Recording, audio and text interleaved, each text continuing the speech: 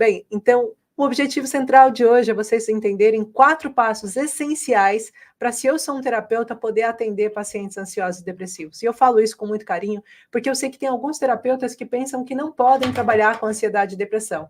De fato, não se pode trabalhar com uma coisa que eu não conheço. Eu não tenho como ajudar alguém se eu não conheço e não domino aquela ferramenta. Eu não tenho como ajudar uma pessoa se eu me sinto inseguro, ou se talvez eu não saiba nem que ansiedade e depressão tem uma base emocional por trás, e que essa base emocional advém de traumas, não só traumas presentes, mas situações passadas. E se eu não sou capaz de ver essas ferramentas na minha frente, se eu não sou capaz de entender o paciente na totalidade, daí talvez eu não esteja preparado. Eu estava até dando um exemplo de, por exemplo, um terapeuta do ramo, terapeuta holístico, ou um terapeuta integrativo que trabalha com alguns tipos de ferramenta.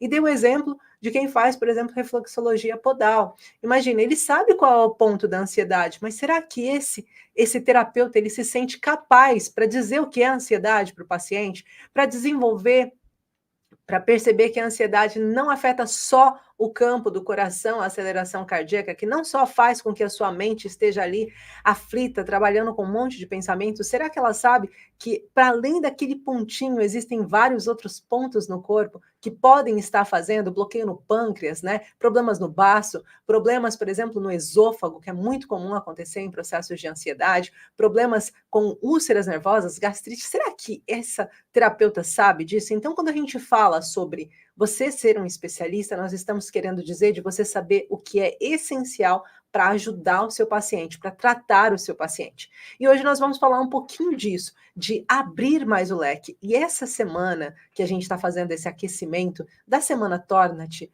um especialista no tratamento da ansiedade e depressão, que vai acontecer na próxima semana, começa um evento online, gratuito, onde eu vou mostrar tudo o que você precisa saber para começar a atender pacientes com ansiedade e depressão, ou tudo que você precisa saber para se tratar da sua ansiedade e depressão, para você conseguir entender esse caminho e perceber que é sim possível. A gente tem imensos resultados positivos, eu sou muito feliz e grata por todos os resultados positivos que nós temos numa cura totalmente natural, né? Num processo totalmente natural. Nem vou falar cura, vou falar um processo totalmente natural, onde a gente consegue encontrar a raiz, a origem daquele paciente, trabalhar os traumas conscientes, subconscientes desse paciente, trabalhar a blindagem emocional e fazer com que ele possa voltar a um estado de vida e não de sobrevida, sair do estado de sobrevivência. Então, esse é o objetivo central. Então, eu falo sempre isso, é cada vez mais latente a importância de você, profissional, estar atento a esse mercado, a essas pessoas que sofrem com ansiedade e depressão, porque hoje em dia é impossível você entrar num autocarro e não encontrar um ansioso ou um depressivo. É impossível você ir para um shopping e você não encontrar um ansioso e um depressivo. Talvez no shopping você possa sentir que você não vai encontrar com tanta facilidade, porque, afinal de contas, há um conceito de que todo mundo que tem ansiedade sofre de fobia social, ou sofre de agorafobia, não consegue sair de casa, não consegue estar em espaços fechados, mas tem vários tipos de ansiedade. E se nem isso você sabe, esse é o momento perfeito para você entender que existem muito mais coisas que você precisa saber para poder estar ajudando e atuando nesse ramo que tanto carece de profissionais e ajudando tantas pessoas, talvez a sua própria casa, a sua própria história tenha passado por ansiedade ou depressão. Então, estou aqui hoje para ajudar vocês nesse quesito. Então, uma boa noite a todos, boa noite de Cines, Portugal, Ana Cabelo, Estética, que bom que você está aqui, a Karma, Rosilene, a Ana Isabel, a Maria Bonita, que é a minha Solange, que ontem ela disse, Solange, linda, Nelson, Patrícia, Alexandra, Piedade, Joana, sejam todos bem-vindos, Bel, sejam todos bem-vindos, vocês que estão aí, é um prazer estar com vocês, e eu quero trazer muito ensinamento hoje aqui para vocês, então qualquer dúvida que vocês tenham, coloquem no chat que eu vou estar respondendo com todo carinho. Afinal, a gente está num momento de aquecimento, e para aquecimento mesmo, a gente precisa saber quais são as coisas que nós ainda não sabemos direito, para que a gente possa ampliar o nosso conhecimento, tá bom? Então, trazendo aqui um ponto que é muito importante também, a gente entender que dentro de um paciente ansioso e depressivo, eles também têm inseguranças, porque eles também não sabem muita coisa. Então, nós, terapeutas, ou qualquer profissional que vai atender um paciente, eu preciso aumentar o meu conhecimento para que eu consiga estar à altura de trazer respostas para aquele paciente, para ele também entender.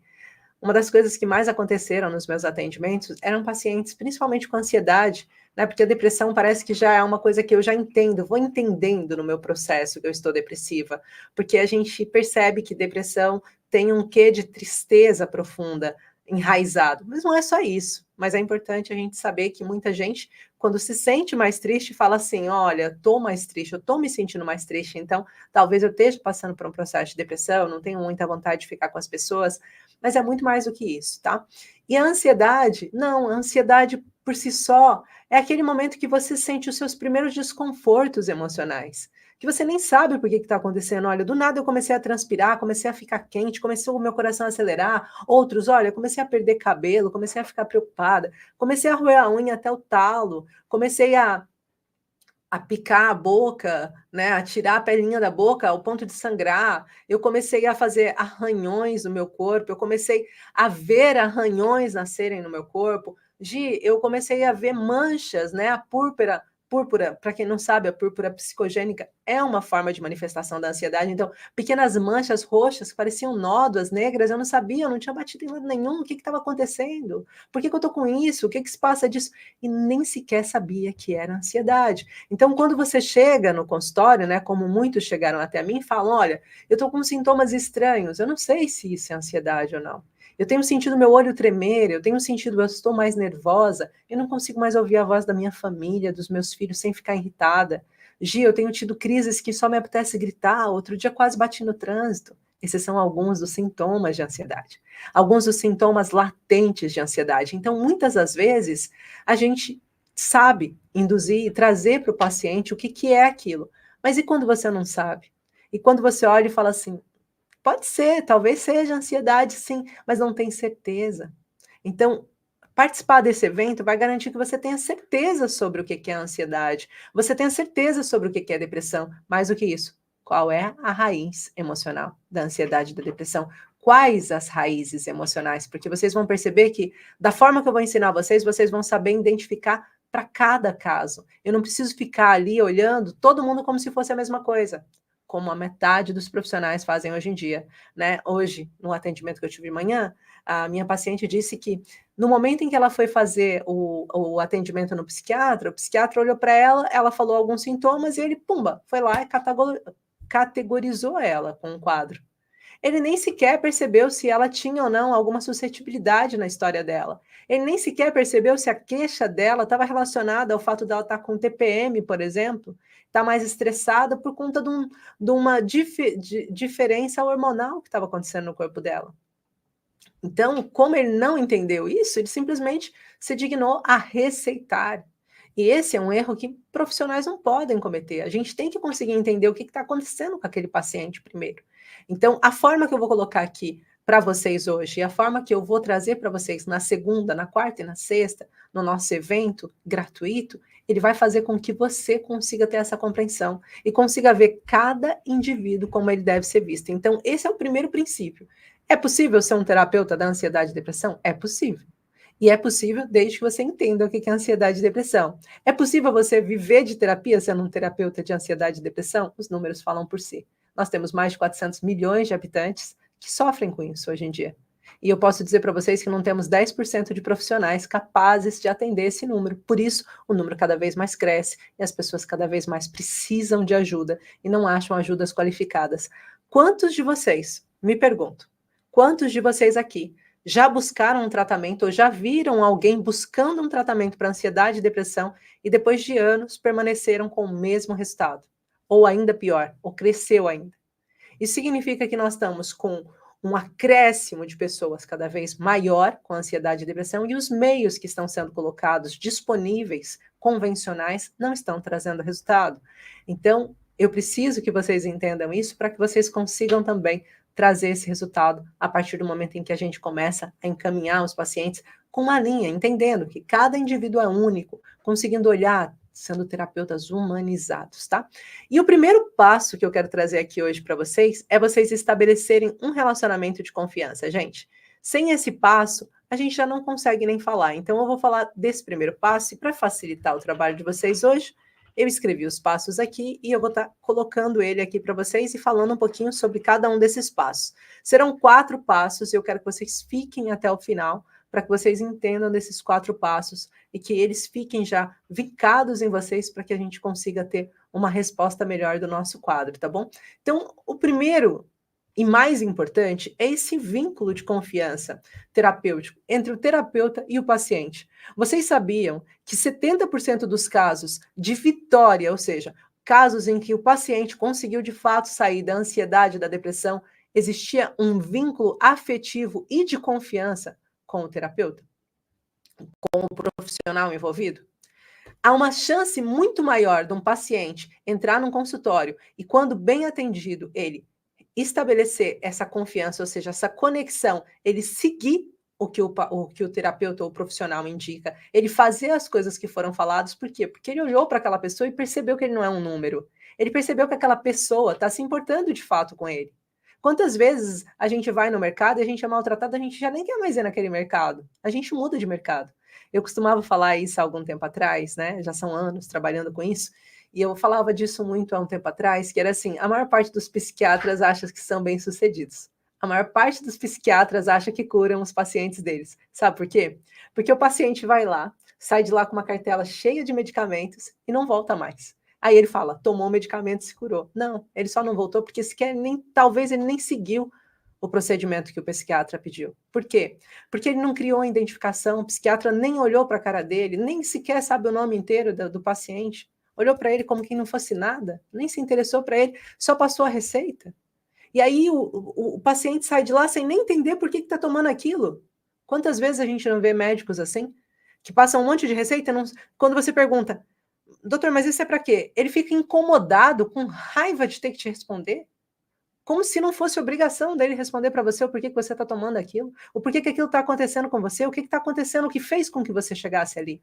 Então, os bons profissionais contam-se nos dedos, que é aquele que para, olha, discuta e entende o que está acontecendo com você, para depois pensar em qualquer tipo de diagnóstico, para depois pensar o que pode estar acontecendo, para depois ele tomar uma conclusão, né? E aí, o que acontece é que aquela pessoa saía dali insegura, não sabia se tinha que tomar de manhã, de noite, eu já não lembro.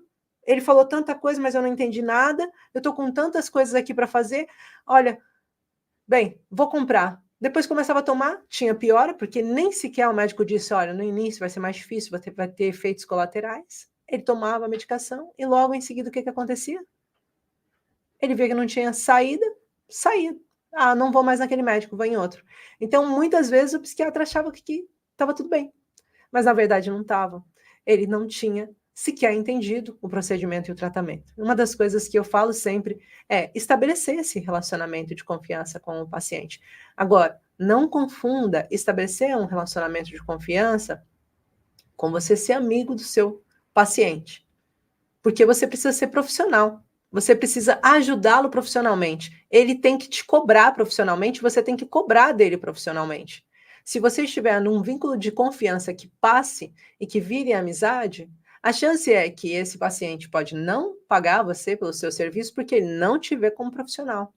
Ele viu você como um conselheiro, como um amigo, e daí vai cair naquela margem de um monte de terapeutas que dizem que não dá para viver de terapia porque não recebem, porque só atendem gratuitamente e quando cobram, as pessoas ficam chateadas. Porque elas não estão vendo esse profissionalismo diante delas. Elas não estão vendo que você é a pessoa que vai resolver aquilo. Porque eu não tenho problema nenhum em resolver algo e pagar por aquilo. Agora, quando eu vejo que uma pessoa só vai dar um jeitinho, é diferente. Entendeu? Então, por isso é importante também a gente se especializar em algo, a gente saber o que a gente está falando e saber tratar. Então, o primeiro passo para qualquer tratamento eficaz é, de fato, a gente estabelecer esse vínculo de confiança, é a gente conseguir fazer com que o nosso paciente, principalmente paciente depressivo, que tem uma tendência a ser isolado, se você junta e cria um laço afetivo, um laço com ele, que ele se sinta seguro e acolhido, que ele sinta que você se importa com ele, esse paciente, nossa, além de você melhorar, né, nesses 70% que eu disse estatisticamente, que você consegue melhorar o quadro dele, só por ter desenvolvido um vínculo de confiança, também vai fazer com que ele lembre do seu nome. E hoje, no atendimento de manhã, eu também estava falando isso. para a pessoa que eu estava atendendo, a minha paciente, eu disse assim: quando eu era pequena, a única coisa que eu queria era que as pessoas lembrassem do meu nome. Eu lembro muito disso. Era um desejo meu, um sonho meu. Então, tudo que eu fiz na minha vida, eu sempre pensava: eu quero que as pessoas lembrem do meu nome por algo positivo que eu fiz e não por algo negativo que eu fiz. A minha mãe tinha uma frase linda que ela dizia assim: não importa o que você vai fazer da sua vida. Se você fizer bem feito, você sempre será lembrada. Então, eu sempre cresci com aquela ideia. Eu tenho que fazer bem feito e eu serei lembrada. Eu tenho que fazer bem feito e eu serei lembrada. Eu acho que é por isso que eu me dedico tanto ao campo da ansiedade, da depressão, e que cada vez mais eu estou estudando. É muito difícil vocês não me verem com um livro que fale sobre ansiedade e depressão na mão, ou que eu esteja lendo, ou que eu esteja entendendo. Por que falaram isso? Mas não tá ligando, sabe? Tentando me atualizar, porque é sobre isso. A gente começa uma coisa e ela vira uma grande paixão para a gente poder fazer com que muitas pessoas também se apaixonem por isso, tá? Bem, então, o que a gente precisa entender aqui? É necessário, para ter esse relacionamento de confiança, que a gente tenha uma escuta sem julgamentos, com empatia. Empatia é o ato de você se colocar no lugar do outro com as circunstâncias do outro. Não é o ato de você pensar na vida do outro e ser coerente com o que está acontecendo, mas você ir no lugar dele, totalmente no lugar dele. As circunstâncias dele, com a vida dele, com o dinheiro dele, com a situação dele, com tudo que ele passou na vida, você faria diferente? Isso é ser empático, tá? O resto você é simpático. Simpático é quando eu simpatizo com a vida dele e penso, pô, tadinho, né? Mas não é sobre ser tadinho, é sobre, no lugar dele, você conseguiria ter feito diferente? Né? Porque às vezes, nas mesmas circunstâncias, a gente faz exatamente igual. Augusto Boal fazia muito isso, né? No teatro dramático, ele mostrava, a gente se colocava no lugar do outro e a gente ia e fazia no teatro do oprimido. A gente se colocava no lugar do outro para o outro mostrar como se sentia. E isso virou um teatro-terapia, né? Uma das áreas de intervenção em que muitos terapeutas foram beber. Aí a gente sabe, por exemplo, da própria constelação familiar, ela bebe disso, né? Dessa dramatização daquela verdade, como você se sentiria nesse caso. Ok, então, antes de passar para o próximo ponto, eu quero só ler aqui, a Patrícia disse: estou há anos medicada e nada resultou, continuo com os mesmos sintomas. É sobre isso, Patrícia. E eu espero que você assista a essa jornada, que eu tenho certeza que ela vai fazer com que muita chave vire, vai fazer com que muita coisa aconteça e que você entenda muitos pontos que você poderia não ter entendido até agora, tá bom? A Joana também perguntou, Joana Mota, as fobias são consideradas um acúmulo de ansiedade? As fobias e os medos, elas ficam no mesmo campo. Elas são pontos de alerta, mas não acúmulo de ansiedade. A gente nasce com medos atávicos e nós nascemos com medos que são adquiridos durante a nossa jornada de vida. Então, os medos primários ou atávicos, eles estão relacionados com medos que a gente vem para a proteção da nossa espécie, da sobrevivência. Por exemplo, medo de cobra, medo de insetos, medo de predadores. Isso tudo porque a gente advém da época pré-histórica, já com esses medos para fazer com que a gente possa, quando vê um bichinho desse, a gente possa gritar, chorar pela mamãe. Quando vê um inseto, não é? A gente se assusta com o inseto. Então, esses são medos atávicos. A fobia é o acrescentar desse medo atávico ou de um medo adquirido, tá? Que é o que passa para exponencia a fobia. Por exemplo, a fobia social. Eu tenho medo de ser julgada por qualquer coisa que eu faço. Mastigação. Pessoas que não conseguem mastigar do lado de alguém, faz barulho. Fobia social. Com esse medo da mastigação. Pessoas que, por exemplo, não conseguem ver alguém olhando para elas, tipo, fazendo alguma coisa ou se arrumando. Fobia social também pode estar aí categorizada no campo da fobia social. Algo que eu tenho medo do que as pessoas estão pensando sobre mim. A fobia social é eu tenho medo do que as pessoas estão pensando sobre mim quando eu desempenho uma certa função. E cada um vai estar dentro de uma função, ok? Então, a fobia, ela não é, de fato, um acúmulo de ansiedade, mas ela é um dos pontos. A fobia e os medos, elas estão ligados na amígdala cortical, que é um pontinho que tem atrás da cabeça, bem pequenininho, do tamanho de um feijão. É lá que nós guardamos essas memórias que estão relacionadas a situações que nós vivenciamos, traumas emocionais que nós vivenciamos, e que eu crio um pequeno sistema de alerta, eu coloco ali e digo assim, eu não quero passar por isso novamente. Então, sempre que eu passo por uma coisa semelhante àquela, dispara o meu sistema de alerta e começa Jorrar cortisol e noradrenalina no meu corpo, tá? Atropelei-me com a língua aqui. Pronto, então agora que eu respondi aqui algumas perguntas, vamos voltar aqui então para o nosso ponto. Então, é muito importante quando a gente está querendo resolver esse primeiro passo, a gente conseguir fazer perguntas que tragam profundidade, que deixe o paciente trazer para a gente aquela resposta. E lembrar também que tem pacientes que na primeira consulta não vai se sentir tão bem para falar com a gente, mas na segunda ele pode desenvolver uma maior intimidade. E tem algumas formas de vocês quebrarem o gelo, fazendo com que esse paciente se sinta mais à vontade para falar consigo já no primeiro atendimento, tá bom? Isso é uma coisa muito importante. Então, a gente vai pensar aqui no nosso passo 2. E qual é o passo 2? Se no passo 1 eu estava trabalhando aqui sobre criar um relacionamento com o paciente, no meu passo 2 eu preciso identificar as causas emocionais profundas. Eu preciso saber o que está acontecendo realmente com aquele paciente, por que aquele paciente tem uma situação diferente da outra. Será, terapeuta, que hoje você consegue entender por que um paciente com ansiedade ele tem dor de barriga, enquanto o outro paciente com ansiedade sofre de enxaqueca?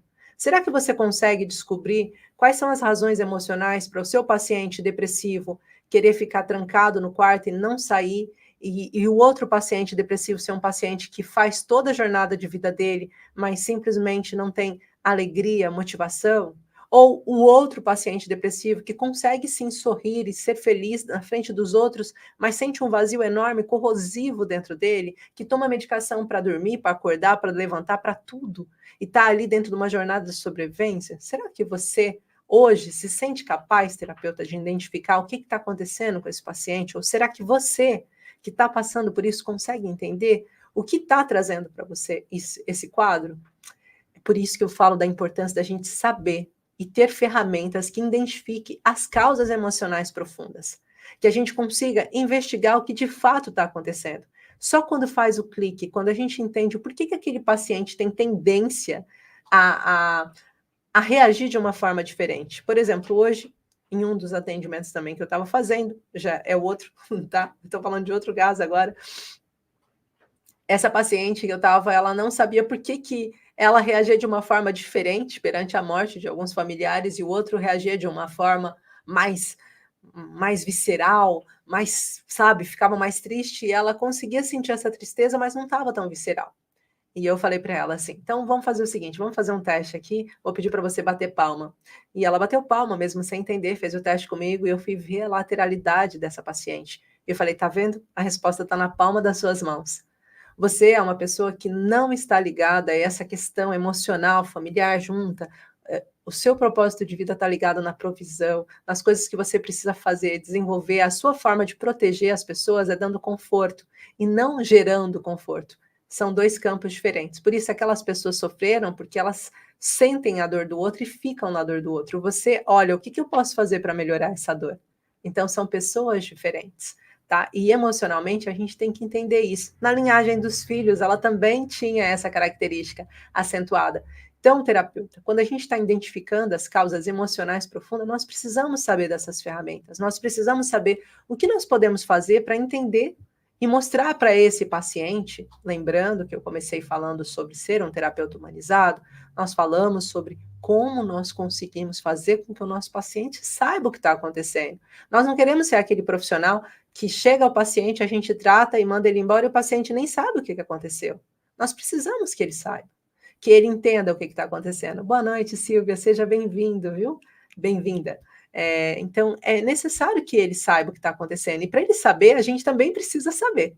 E a gente tem que conseguir identificar as causas emocionais profundas.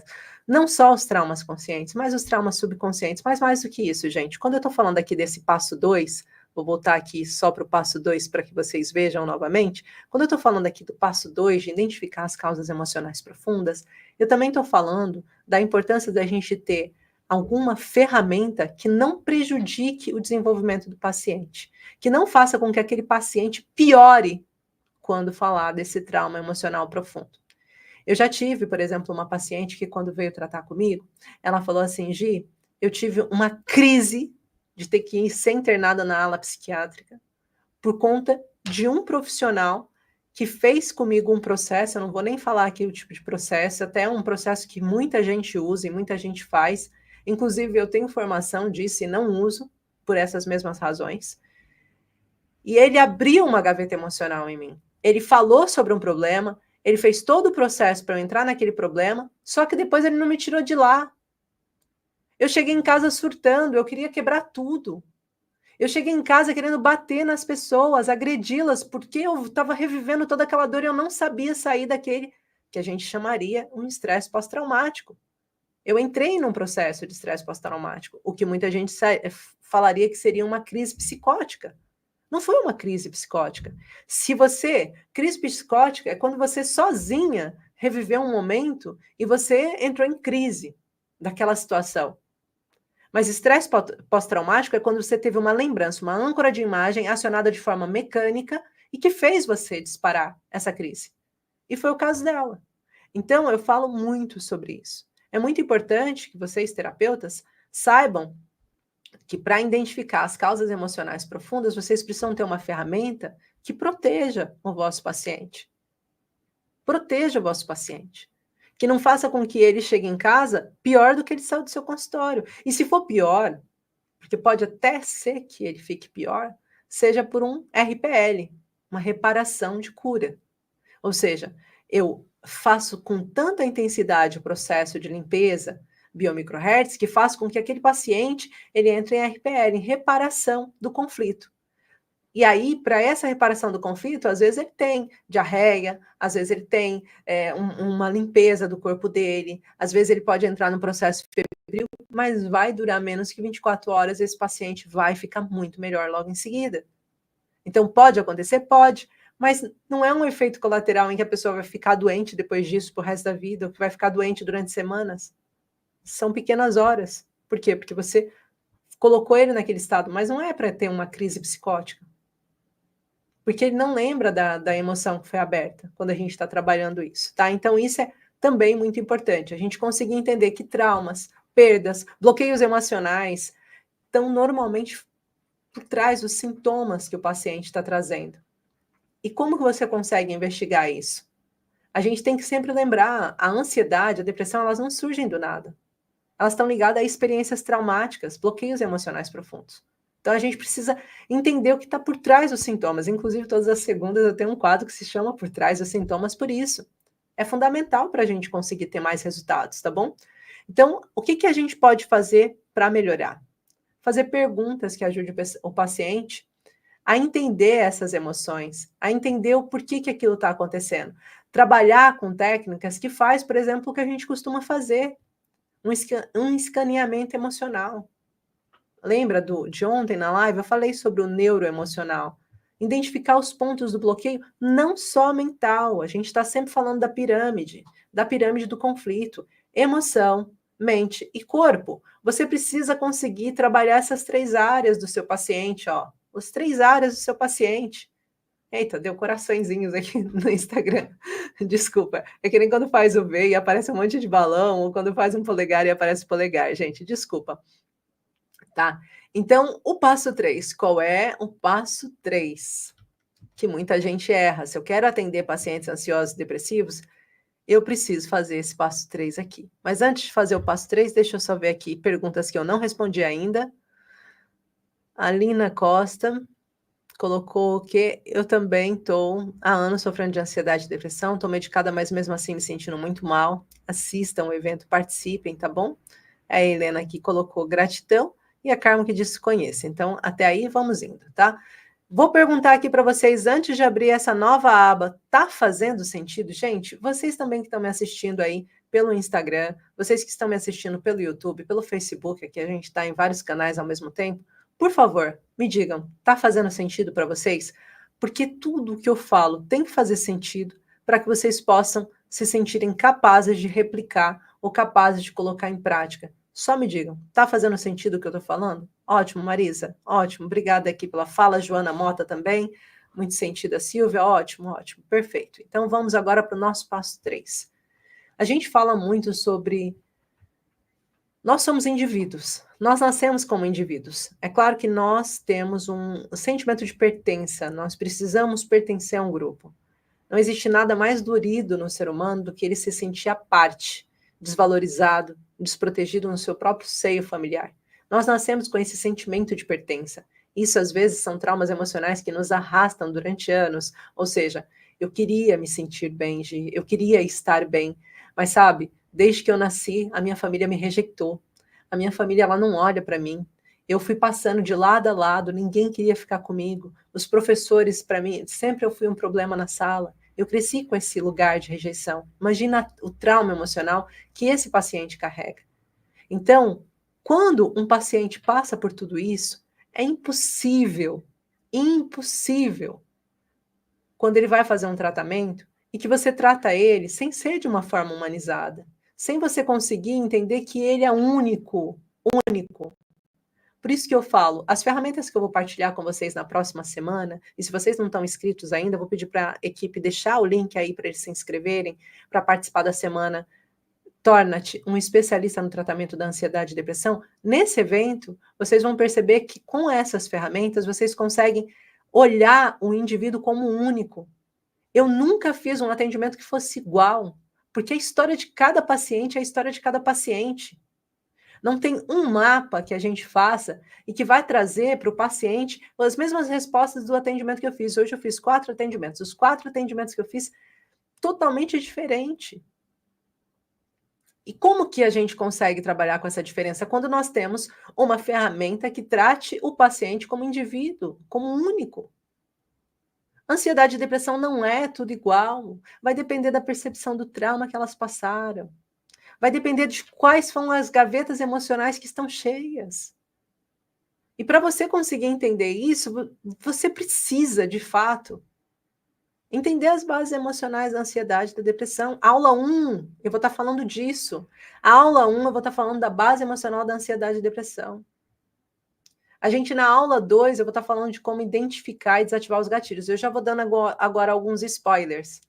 Gente, é cheio de conteúdo. A quantidade de pessoas que dentro desses eventos costumam mandar mensagem para mim dizendo: eu tive que assistir 3, 4 vezes para anotar tudo que você fala, porque tudo é tanto conhecimento.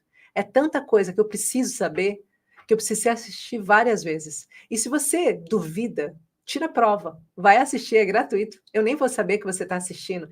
Ah, eu não quero me comprometer. Gente, não tem isso. Você está se comprometendo com você mesmo. É você que pode alcançar a cura. Eu sei como fazê-lo. É você que pode alcançar. É você que pode ajudar alguém a alcançar. Então, vai lá. Eu nem vou saber que você está dentro do evento. São tantas pessoas inscritas, já são bem mais de 2.000 pessoas que estão inscritas, portanto, eu não vou saber quem está lá. Assista por você. Você não assista por mim. Não assista porque, ela até foi simpática. Não, assista por você. É a sua vida que vai mudar. É a vida das pessoas que vierem a partir desse evento, na sua frente. Porque o conhecimento que você vai adquirir vai estar lá disponível para você. E depois você não vai ser daquelas pessoas que vai olhar e vai falar assim: gente, eu tô cheia de ver um monte de coisa que fala assim, evento online gratuito, chega lá, não aprendo nada com nada. Vai ver. Tira a prova. Tira a prova se você não vai aprender. Inclusive, a maior parte das minhas alunas, das minhas formandas, né, as terapeutas biomicrohertz, pedem para mim: Gi, disponibiliza aquelas aulas, elas são muito boas, deixa eu assistir de novo. É muito comum isso acontecer, porque são conteúdos mesmo, riquíssimos. Não tem encheção de linguiça, e o que eu quero é que você possa entender. E você tem aulas teóricas, você tem aulas de entendimento e aulas de prática. Ou seja, você vai ter 3 aulas para entender tudo que você pode fazer para tratar o paciente como um indivíduo e criar uma estrutura de tratamento personalizada. Olhar para aquele paciente e saber que ele precisa de um olhar único. Ele precisa entender o que está acontecendo no caso dele. Ele precisa entender o que fez com que a vida dele entrasse nesse caos. Ele precisa saber o porquê que ele está assim. E só quando ele entender isso, vai virar a chave, tá? Então, é impossível, né, a gente não olhar para um paciente ansioso e depressivo como um único. No seu gabinete ou no seu atendimento online, né, vocês vão entender que dá para fazer em atendimento online, dá para fazer em atendimento presencial. Eu, por exemplo, hoje em dia, eu atendo 100% online, e eu até vi uma mensagem de uma senhora que colocou há umas 2 semanas atrás, dizendo para mim que ela não acreditava no atendimento online, que tinha muita gente fazendo atendimento online como forma de ganhar dinheiro. No caso da ansiedade e depressão, é uma das formas, não está relacionado com ganhar dinheiro por ser online, porque você não gasta com mais nada. Mentira, você gasta sim. Você tem que ter uma internet que segure e suporte aquela chamada, você tem que ter dispositivos móveis com qualidade de câmera para você conseguir ver as pessoas, sim. Você também tem esse investimento, né? Mas a questão não é essa. A questão é que online, para um paciente ansioso e depressivo, muitas vezes é muito mais confortável. O paciente ele não consegue sair de casa sem ter uma crise, portanto, dentro de casa ele consegue ser atendido. Às vezes ele não tem quem leve ele, aí você vai estar ali junto com ele, ajudando esse paciente naquele momento atual, sem precisar ele se deslocar, sem ele precisar se preocupar em ter que atravessar a cidade. Gente, ansiedade e depressão não é todo mundo que consegue sair na rua sem ter uma crise. A quantidade de pacientes que acabam desmarcando na depressão presencialmente dizem assim: ah, eu não estou muito bem hoje, eu nem vou. Com online isso não acontece. Ela fala, eu não estou muito bem. Gi, posso estar na cama enquanto você me atende? Quantas vezes eu atendi paciente na cama? Leninha não está aí, né? Que senão eu ia lembrar do caso dela. Leninha, eu atendia ela. 2 atendimentos que eu fiz, ela estava na cama. No terceiro, ela já estava de pé e me disse: estou muito melhor, Gi, estou muito melhor. Olha, hoje já fiz o almoço.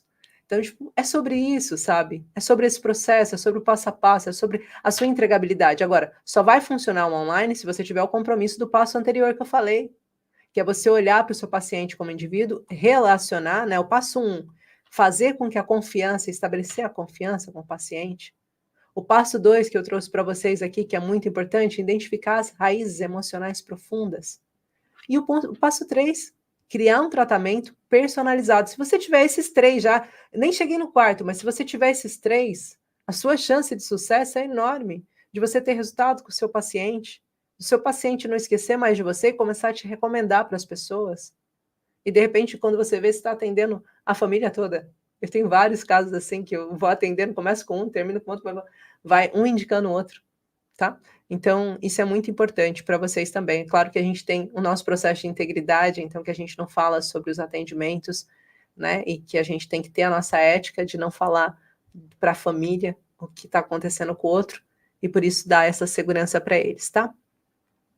Então, aqui continuando, só pegando alguns pontos que eu sempre faço, no passo, eu nem coloquei o passo 3 aqui para vocês ainda, já estou falando, opa, não é esse não, esse aqui, eu peguei o errado aqui, espera aí só um pouquinho, que eu coloquei o passo 3 aqui. Passo 3, criar essa estrutura de tratamento personalizado, você saber que você tem como atender aquele paciente baseado nas características únicas dele. Você entender o que está acontecendo com aquele paciente, qual é o ambiente que esse paciente vive. Uma das coisas mais importantes, ainda hoje estava fazendo um vídeo, ainda não coloquei ele, mas falando sobre a Lady Gaga. A Lady Gaga estava falando que ela tem ansiedade, tem depressão, e que ela já procurou diversos tratamentos. Então ela começa falando que ela já fez Ayurveda, ela já fez terapias, ela já fez Reiki, ela já fez chama azul, eu acho que ela fala. Ela já fez vários tipos de tratamento. E ela disse que das coisas que ela mais aprendeu em todas as terapias, se ela tivesse que resumir, foi que ela tem que aprender a dizer não. E quando ela aprendeu a dizer não, ela conseguiu ter uma melhora no quadro dela. E esse dizer não, ele faz parte da blindagem emocional, que também faz parte do tipo de tratamento que eu trago aqui como terapia biomicrohertz. Então, a blindagem emocional, você tem que conhecer os estressores ativos do paciente. O que está fazendo com que aquele paciente tenha dificuldade de colocar em prática o que você está trazendo para ele? Tenha dificuldade de melhorar. O que faz com que o seu paciente entre em crise de ansiedade? O que faz com que o seu paciente tenha uma crise depressiva? Ou por que o seu paciente está piorando em vez de melhorando? Você já se perguntou sobre isso? Por que às vezes, já tive muitos formandos, né, terapeutas e não terapeutas, psicólogos, passaram por mim também e diziam que uma das maiores dificuldades era ver o paciente estagnando, não tendo melhora, sabe? Nem vai para frente, nem vai para trás. Isso acontece quando a gente não consegue entender de fato a raiz, mas também não temos ferramentas para entender como tiramos esse paciente do estressor ativo. Como que a gente consegue trazer uma blindagem emocional para aquele paciente, para que ele consiga estar mais preparado para o desafio do dia a dia. Então, isso é muito importante, tá? Trabalhar isso. E aí, eu trouxe esse do ponto 3 para vocês conseguirem fazer nesse processo individual do paciente, vocês entenderem que todo paciente precisa ser tratado em 3 níveis também: trauma consciente, trauma subconsciente e blindagem emocional. Isso é um passo perfeito para o sucesso, ok? Tenha ferramentas para cada um desses passos e eu tenho certeza que você terá resultados.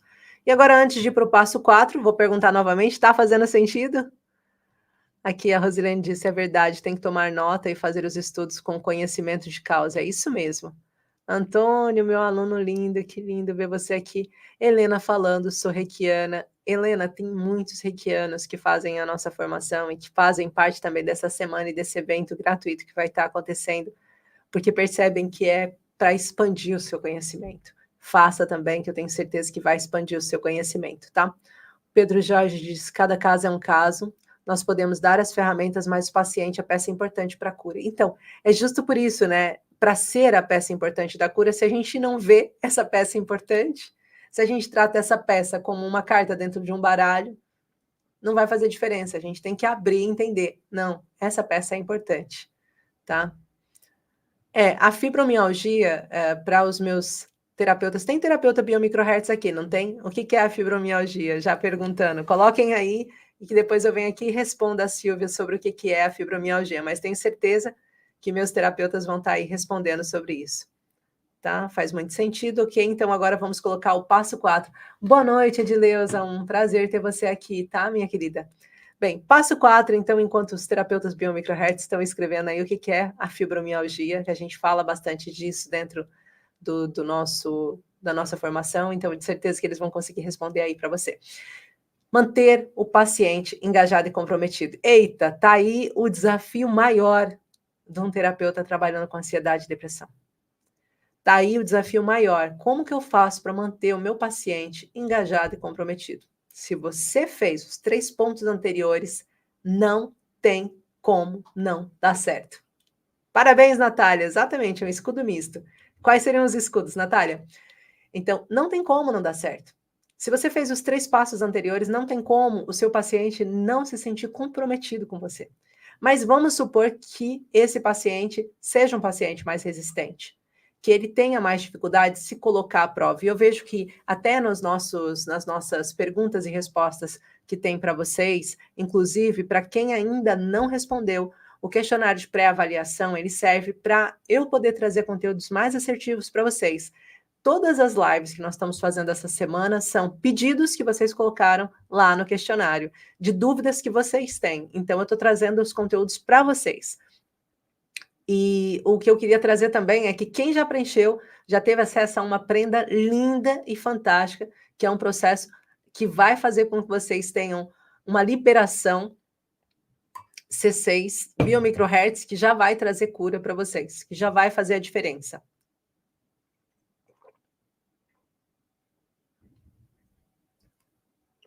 Desculpa, a gente tive que beber água, porque eu já estava ficando aqui com a boquinha seca. Então, trazendo aqui para vocês o que eu quero dizer. O meu paciente fica comprometido quando ele entendeu qual é o processo e o procedimento que a gente fez, quando ele percebeu qual é a importância do que nós estamos fazendo. O nosso paciente fica engajado e comprometido quando ele vê que o que você fez trouxe resultados. Se não trouxe resultados, não trouxe nada. Por que eu vou fazer? Quando ele percebe também que aquilo que você disse foi coerente com o que realmente está acontecendo na vida dele, esses são alguns dos pontos que fazem com que o meu paciente ele fique engajado e comprometido. É a mesma coisa dos meus terapeutas aqui. O que faz com que eles fiquem engajados e comprometidos? É o meu empenho, o meu desempenho perante eles, a minha entrega perante eles. E se eu quero que eles sejam profissionais, que estejam ali com atenção perante os pacientes, trabalhando caso a caso, que eu quero que eles tenham resultados, eu também preciso estar desse lado, movendo tudo o que é necessário para que eles se sintam seguros para aplicar isso. É impossível você sair de uma formação que não te traga segurança e você executar. É impossível você conseguir gerar resultados se você não entender o processo.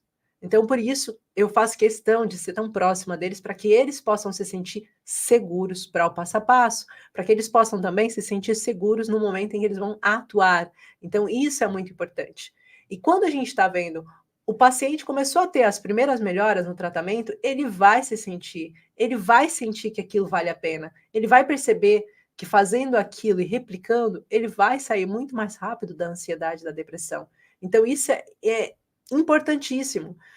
Dando compreensão para o paciente, ainda mais, vai ser mais fácil desse paciente se sentir comprometido. Vai ser mais fácil desse paciente estar atento ao processo de causa. E tudo isso a gente vai estar falando na semana que vem, tudo isso a gente vai estar reforçando aqui o tempo todo. Olha aí, só para dizer, a Natália trouxe para vocês uma terapeuta biomicrohertz linda, está com um espaço novo, né? Inclusive, agora a Natália está abrindo um espaço físico para estar atendendo como especialista no tratamento da ansiedade e depressão. Tive o prazer e a honra de ter ela como minha aluna. E tá falando aqui, ó, fibromialgia é um escudo misto, desvalorização, desproteção e impotência, o que a gente chama de DDI. É isso mesmo. Fibromialgia acontece quando o paciente está passando por essas 3 dores e quando ele não consegue se exprimir, isso intensifica. Hoje de manhã tive um atendimento exatamente de uma melhora de um quadro fibromiálgico, que a pessoa estava com depressão, ansiedade e fibromialgia, que é muito comum a depressão gerar fibromialgia. E ela estava falando, olha, não tenho mais dores, não sinto mais nada disso, não estou sentindo nada, de sintomas físicos não tenho nada. E é lindo a gente ouvir isso, é maravilhoso a gente poder ouvir isso, né? Pronto.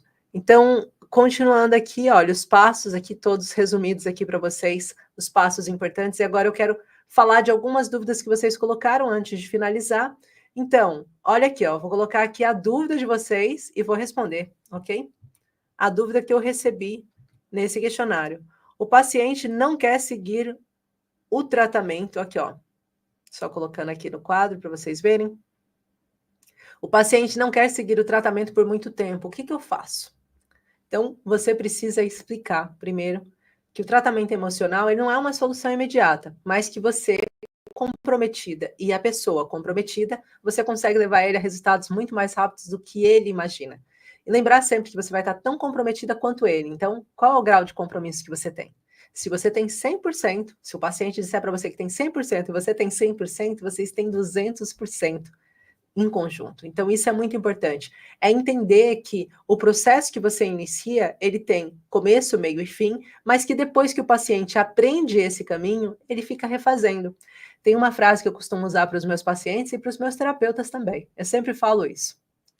Loucura é você fazer todos os dias a mesma coisa e querer um resultado diferente. Do Albert Einstein, não é minha frase, mas é a frase que eu mais gosto de dizer. Então, se o paciente está acostumado a fazer uma determinada coisa que levou ele àquele resultado, quando ele começa um processo de tratamento e ele está vendo que ele está tendo uma melhora, no momento em que ele teve alguma involução, ok, peraí, eu desviei de caminho, então deixa eu dar um passo atrás e voltar.